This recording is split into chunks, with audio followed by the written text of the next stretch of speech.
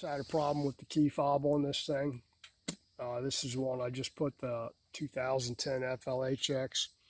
I just put the valve body on it, and I'd fired it up in the morning and fired up fine. Started fine, charged the battery overnight, started up fine, finished putting the valve body in there, and got done with it that night or that afternoon and went to start it, and it just wasn't reading the key fob. It's like it wasn't there. So I called the guy up and asked him when was the last time you changed the battery in the fob. Oh, he's never changed it. Okay. Bought brand new battery, put in the fob with CR 2032, and still wouldn't read it. Was getting the code B145 on the security module code, which is the no antenna signal. The antenna is up under the seat here. Let me show you that.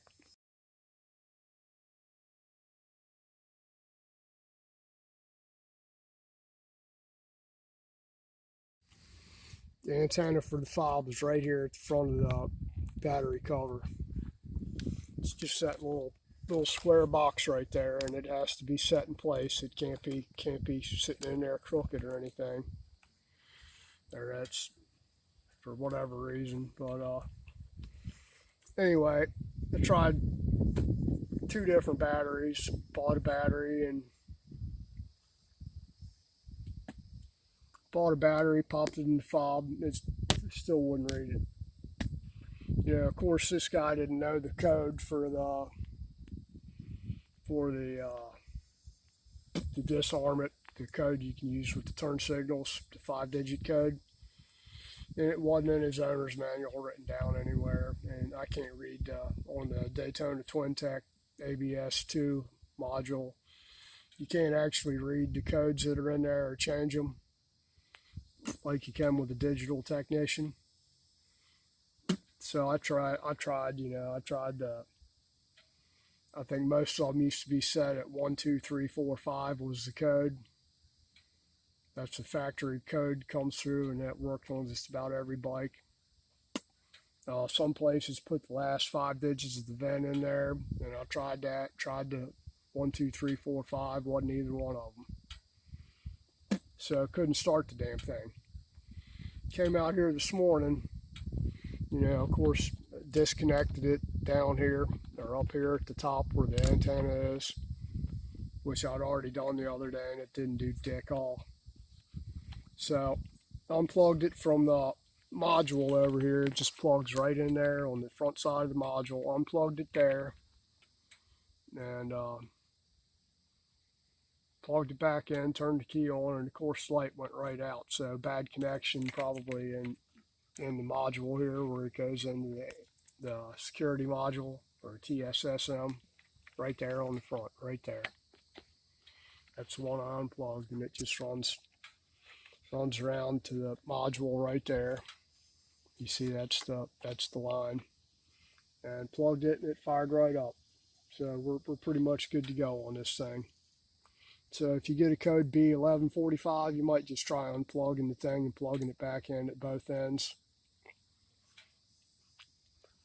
Like I said, it started early that morning and then wouldn't start again. It just like the key fob wasn't even there. Anyway, that's it for the B145 code. You got usually I guess it would be a weak battery or a bad fob. And this guy didn't have another fob. That's the only fob he's got. Should be 2 of them. So if you've only got 1 fob, you might want to go call the dealer and get a spare, just to be sure. I think he's not getting one because he's selling this bike, so the new owner can get a new fob with it. I really don't care for these security systems at all much. The old ones were okay as far as having the clicker on them. These proximity ones, pain in the butt. I don't like them in my car. I don't like them on motorcycles. I don't like them on anything.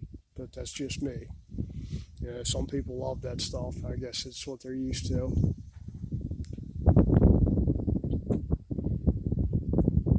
I did have a guy one time that brought a bike in. It was a Softail, and it used the old regular Harley one with the clicker, where you click it twice and it kicks the alarm off.